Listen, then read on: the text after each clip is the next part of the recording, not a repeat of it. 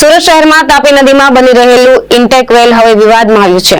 Intake વેલ એક તરફ ઝૂકતા સુરક્ષા અને ગુણવત્તા અંગે ગંભીર સવાલો ઉભા થયા છે। આમ આદમી પાર્ટીના પ્રદેશ સંગઠન મંત્રી રામ ધડુક અને કોર્પોરેટર મહેશ અણઘણી સ્થળ મુલાકાત લઈ ટેકનિકલ ખામીઓનો આક્ષેપ કર્યો હતો। રામ ધડુકે જણાવ્યું કે ચોમાસા દરમિયાન 3 થી 5 ડિગ્રી સુધી સ્ટ્રક્ચર નમી ગયું હતું અને છતાં કામ ફરી શરૂ કરાયું છે। તેમણે ચેતવણી આપી છે કે જો આ જ રીતે કામ પૂર્ણ કરાશે તો ભવિષ્યમાં પૂરના બહાને કરોડો અબજો રૂપિયાનું નુકસાન જાહેર કરવામાં આવી શકે। આપ દ્વારા તાત્કાલિક સ્ટ્રક્ચર સ્ટેબિલિટી રિપોર્ટ અને હાઇડ્રોલિક એન્જિનિયરોની સ્પોટ વિઝિટ કરવાની માંગ ઉઠાવવામાં આવી છે। જવાબદાર ઇજનેરો અને કોન્ટ્રાક્ટર સામે કડક કાનૂની કાર્યવાહી કરવાની પણ માંગ કરવામાં આવી છે।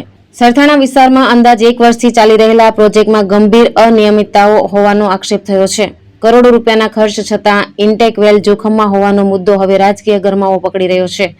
હું મહેશભાઈ અણઘડ, કોર્પોરેટર સુરત મહાનગરપાલિકા, આમ આદમી પાર્ટી। મારી સાથે રામભાઈ ધડુક, પ્રદેશ સંગઠન મહામંત્રી અને આમ આદમી પાર્ટી।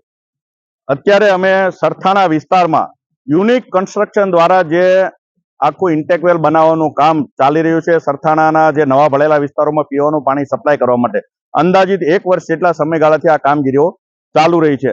અહીંયા હાલમાં જે પાછળ જે આખો ઇન્ટેક વેલ બનાવવામાં આવે છે અને એ ઇન્ટેક વેલ આખો તમે જુઓ એમ કોઈ ટેકનિકલ ખામીઓના કારણે જે અંદર કોઈ કામગીરી કરવાની છે, ધૂળ કાઢવાની કે જે કોઈ માટી કાઢવાની કે જે કોઈ ઇનબેલેન્સ થયું છે, ટેકનિકલ ખામી સર્જાણી છે ને એના કારણે આખો ઇન્ટેક વેલ નમી ગયેલો દેખાય છે। તમને જોઈજો આ ઘણા સમય પહેલા નમી ગયો છે એવું અહીંયા સ્થાનિક તરફથી જાણવા મળ્યું છે, પણ અમારી જ્યારે આજની મુલાકાત દરમિયાન આખું આ દેખાણું છે અને આ બાબતે મોટામાં મોટી ટેકનિકલ ખામી કહી શકાય, પરંતુ આજ સુધી હજી આ બાબતે કોઈ કામગીરીઓ થઈ નથી। સૌથી વધુ કરોડ રૂપિયાના ખર્ચે આ આખી કંપનીઓ કામ કરતી હોય છે અને આખા તાપી પટ્ટાની અંદર જેટલી પણ જગ્યાએ આવા ઇન્ટેકવેલ કે ફ્રેન્ચવેલ બનાવવાના કામ છે એ તમામ કામો યુનિક કન્સ્ટ્રક્શન દ્વારા કરવામાં આવે છે અને ખૂબ મોટો હાથ સત્તા પક્ષો એની તરફ છે। એટલા માટે થઈને અહીંયા કદાચ કોઈ કામગીરીઓ થઈ નહીં હોય। અમારી મુખ્ય ડિમાન્ડ એ છે કે આની SVNIT પાસે આખી સ્ટ્રક્ચરલ સ્ટેબિલિટી ચેક કરાવડાવવામાં આવે અને ત્યારબાદ જો એ પોઝિટિવ આવે, સ્ટ્રક્ચર કામ લાગી શકે એવું હોય તો જ આગળની કામગીરીઓ કરવામાં આવે એવી અમારી માંગ છે। અને બીજું કે જે પણ ખામીઓ સર્જાણી છે ત્યારે આ ઇજારદારની વિરુદ્ધમાં ખૂબ એટલે ખૂબ અતિશય કડક પગલાઓ એમના વિરુદ્ધમાં ભરવામાં આવે। આ કંપની દ્વારા અનેક પ્રકારની ગેરરીતિઓ થઈ રહી છે, આખી તાપીને બ્લોક કરીને પણ કામગીરી કરી રહી છે। સાથે સાથે એમનું જેટલું પણ ડ્રેનેજનું પાણી નીકળતું હોય, RMC પ્લાન્ટનું પાણી નીકળતું હોય એ તમામ વેસ્ટ તાપી નદીની અંદર ઠાલવી રહેવામાં આવે છે। આખા પાળા બનાવવા માટે જે અંદરથી રેતી કાઢીને આજે પાળાઓ બનાવ્યા છે એમની પણ મંજૂરીઓ કોઈ જાતની તાપી વિભાગ કે સિંચાઈ વિભાગ તરફથી મળી નથી। તેમ છતાં આટલી બેદરકારીથી આ કામગીરીઓ કોન્ટ્રાક્ટર દ્વારા થઈ રહી છે। ત્યારે ખાસ કરીને માનનીય મેયરશ્રી, માનનીય કમિશનરશ્રી તમામને અને હાઇડ્રોલિક વિભાગના ઝોનલ જે અધિકારી છે, ડેપ્યુટી કમિશનર જેમની જવાબદારી આવે છે એ તમામને વિનંતી છે કે આમની વિરુદ્ધમાં કડકમાં કડક કાર્યવાહીઓ કરવામાં આવે। જય હિન્દ સાથીઓ, હું છું રામ ધડુક, આમ આદમી પાર્ટી પ્રદેશ સંગઠન મંત્રી, કામરેજ વિધાનસભા ઉમેદવાર 2017 અને 2022। હું પોતે સિવિલ એન્જિનિયર છું અને ટેકનિકલ બાબતે જાણું છું। એટલા માટે આ સુરતની અંદર તાપી નદીના કિનારે જે પાણી માટે ઇન્ટેક વેલ બનાવવામાં આવી રહ્યો છે, કરોડો રૂપિયાના ખર્ચે આ ઇન્ટેક વેલ બનાવવામાં આવી રહ્યો છે અને મારા ઘરની પાછળ જ થાય છે। એટલે આ કામ ચાલે છે ત્યારથી લઈને આજ સુધીનું બધું મારું ઓબ્ઝર્વેશન રહ્યું છે।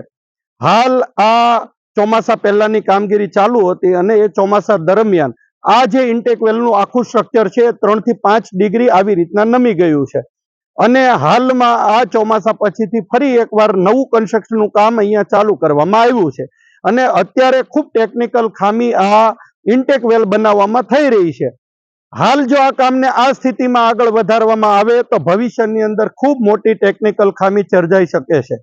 આવનારા સમયની અંદર હાઇડ્રોલિકના મશીનો ફિટ કરવાથી લઈ, પંપો ફિટ કરવાથી લઈ અને ઘણી બધી ટેકનિકલ એરરો આવી શકે છે, એના ઇન્સ્ટોલેશનમાં પણ આવી શકે છે અને મેન્ટેનન્સમાં પણ આવી શકે છે। અને જો આ સ્થિતિની અંદર આખું સ્ટ્રક્ચર પૂરું કરવામાં આવે તો ભવિષ્યની અંદર આ સંપૂર્ણ બાંધકામ પૂરું થયા પછી એવું જાહેર કરવામાં આવે કે આ તાપીના પાણીથી, તાપીના પૂરથી ટેકનિકલ રીતે આ જે સ્ટ્રક્ચર છે એને ખૂબ મોટું નુકસાન પહોંચ્યું છે અને એ સમયે જનતાના કરોડો અને અબજો રૂપિયાનું આંધણ થઈ જાય।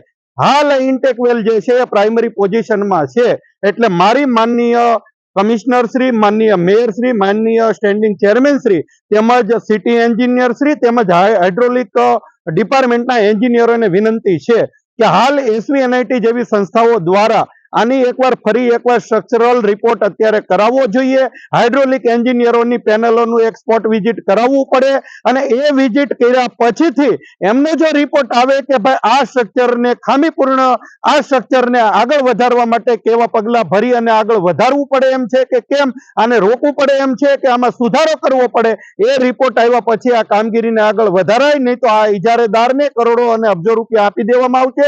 છેલ્લે આ સ્ટ્રક્ચર સુરતની જનતાને કોઈ કામનું રહેશે નહીં. એટલે આજે આ સ્થળ ઉપર હું તેમજ વોર્ડ નંબર 3 ના આમ આદમી પાર્ટીના કોર્પોરેટર માનની શ્રી મહેશભાઈ અણગણ સાથે આ વિઝિટ કરી અને ટેકનિકલ પર્સન તરીકે મારી આ રજૂઆત છે કે આને તાત્કાલિક ધોરણે આના પગલા લેવામાં આવે, કેમ કે આ 3 થી 5 ડિગ્રી આખો ઇન્ટેક વેલ છે નમી ગયો છે. આ ખૂબ ગંભીર ટેકનિકલ બાબત છે, આને ધ્યાને લેવી જોઈએ અને તાત્કાલિક આમાં એક્શન લેવા જોઈએ. જો કદાચ એની અંદર ઇજારેદારની જો ખામી હોય, ભૂલ હોય, તો એમની વિરુદ્ધ પણ પગલા લેવામાં આવે. આ શરૂઆત છે. જો શરૂઆતમાં આ કામ ધ્યાને લેવામાં નહીં આવે તો ભવિષ્યની અંદર કરોડો અને અબજો રૂપિયાનું સુરતની જનતાનું આંદોલન થશે. એટલે આ વિડીયોના માધ્યમથી હું તમામ પદાધિકારીઓ અને તમામ ભાજપના નેતાઓનું ધ્યાન અને તમામ મીડિયા મિત્રોનું ધ્યાન અને સુરતની જાહેર જનતાનું ધ્યાન આ વિડીયોના માધ્યમથી દોરી રહી છું. આપ સૌનો ખૂબ ખૂબ આભાર.